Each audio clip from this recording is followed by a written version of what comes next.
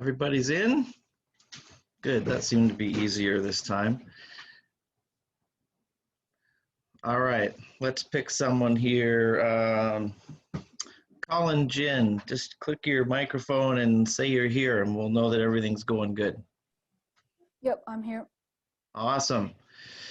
Welcome everybody to What's Up Wednesday. We're starting a little bit early, but that's okay.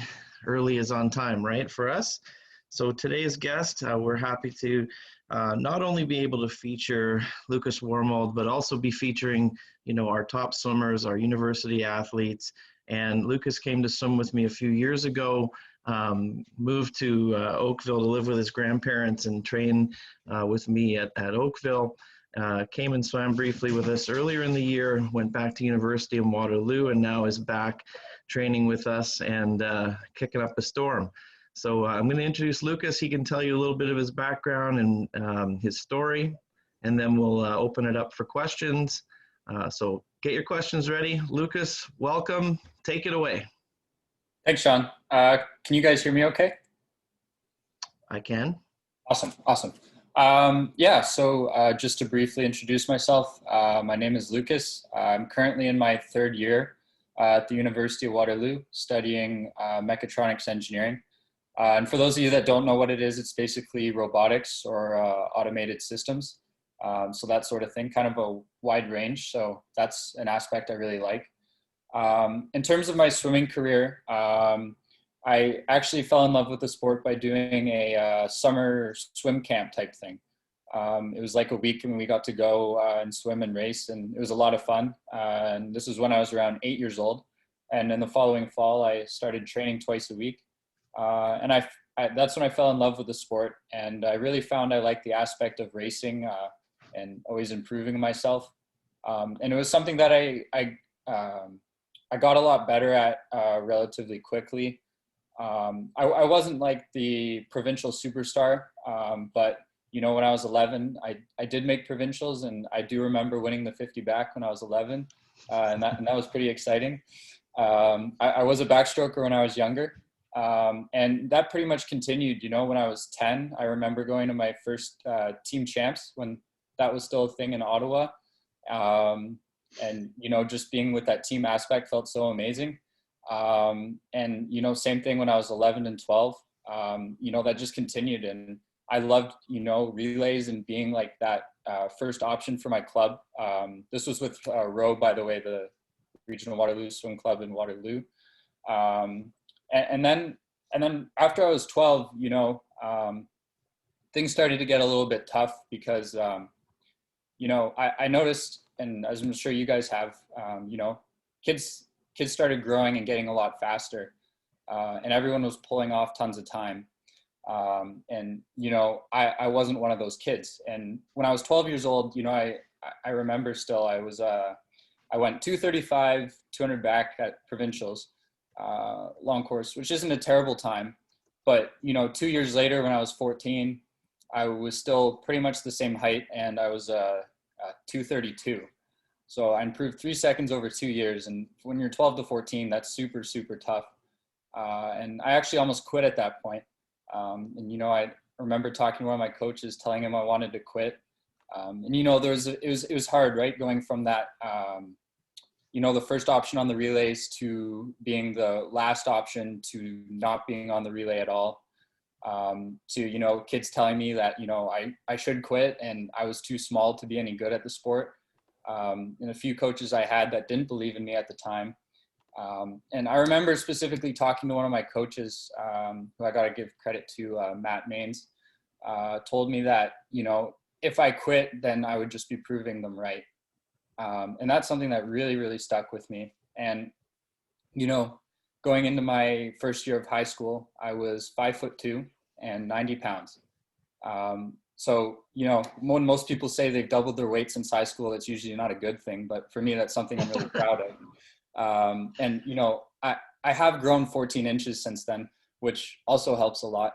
But at the same time, I learned some very key lessons there in terms of, working hard and, really finding the reward in that, and not just by, I guess, winning, if that makes sense. Because I really had to fight. When I was 14, I was a 232, 200 IMer, and, you know, other kids my age were going 214. And, you know, I took that to a 221 the next year, to a 214 the next year, to a 211.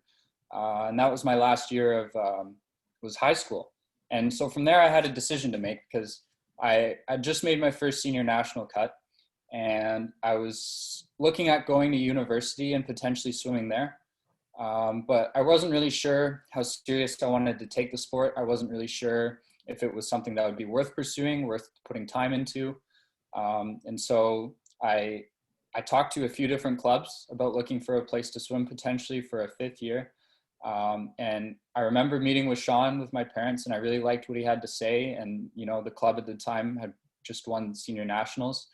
And, you know, I thought, like, walking away from the meeting, I thought that if I joined Oakville and I really gave it a shot for a year, then I would be able to see, you know, if this was something worth pursuing in the future.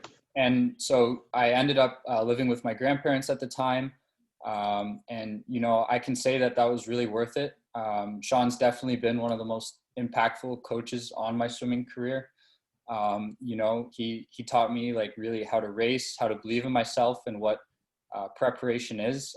We had a great training group that year, I remember, and I made some really good friends who I still talk to today, and still training with. So that's also been really exciting. And I really took that into university.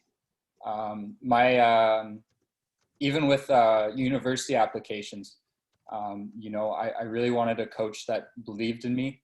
And ending up at the University of Waterloo, actually, I believe I found a really good match with that in my coach Jackie there. She really helped me build off a lot of what Sean taught me, and that, you know, there's always a next level that you can reach, and never being satisfied with that. I remember in one of my 100 flies I raced, you know, the goal was to go out as fast as I could. She said she wanted me, the first 50 to be like 25.5, right? And so I did it. I remember as soon as I finished the race, I asked someone what my time was, and she said 25.3. So I was like, wow, that's awesome. So then I go over to talk to her. First thing she says is, you breathed off the wall.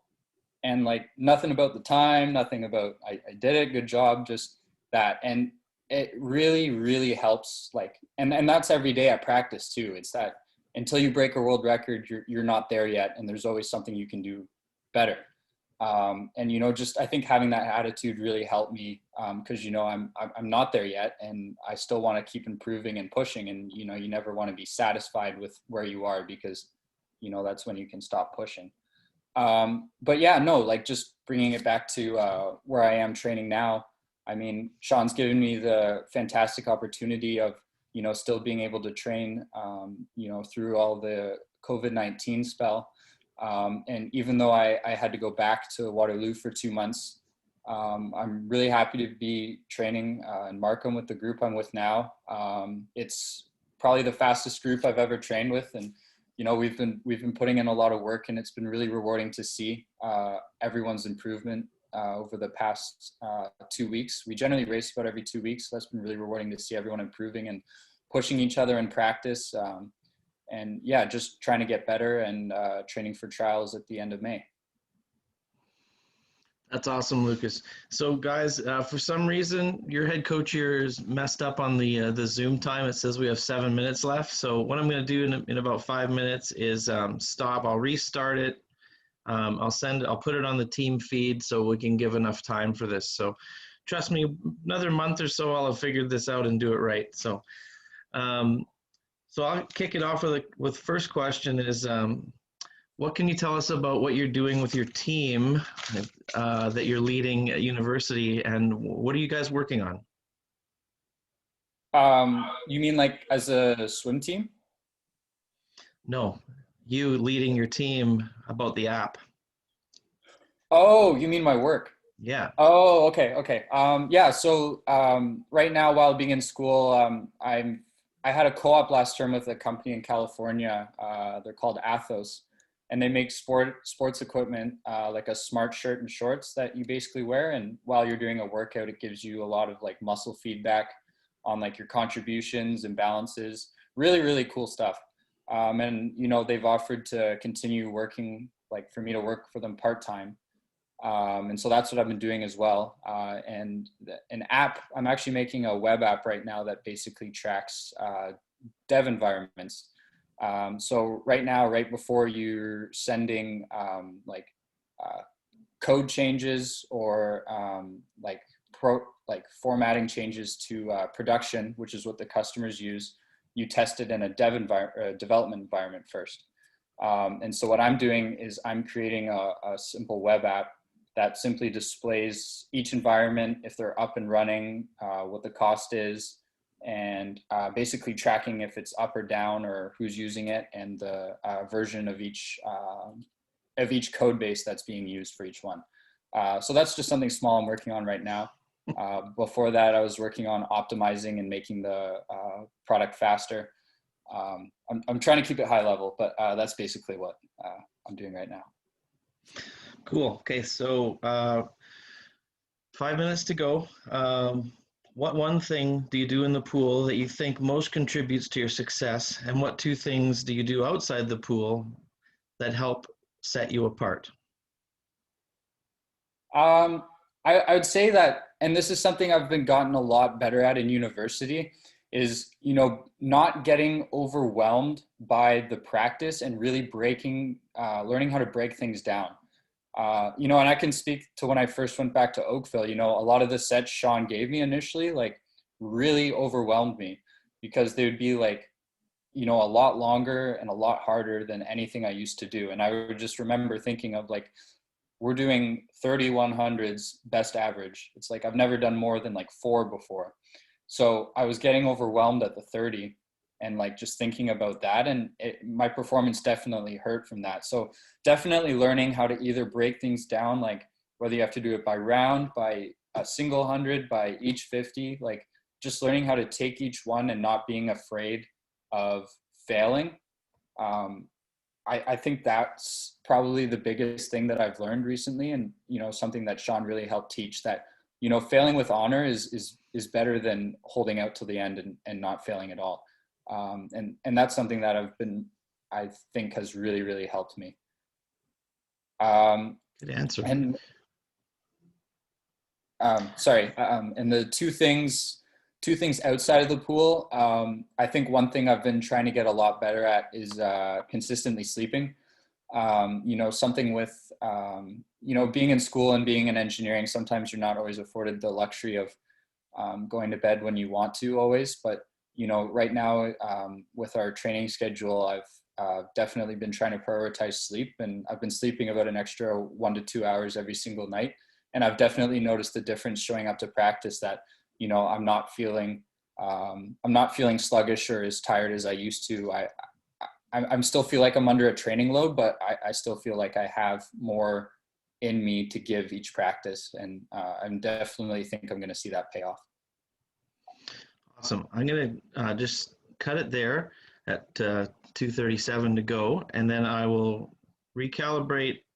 I'll send that out on the team feed and the WhatsApp to my guys, and we'll take it from there. Okay, so you guys get your questions ready, and we'll do phase 2 of the interview. Okay, bye for now.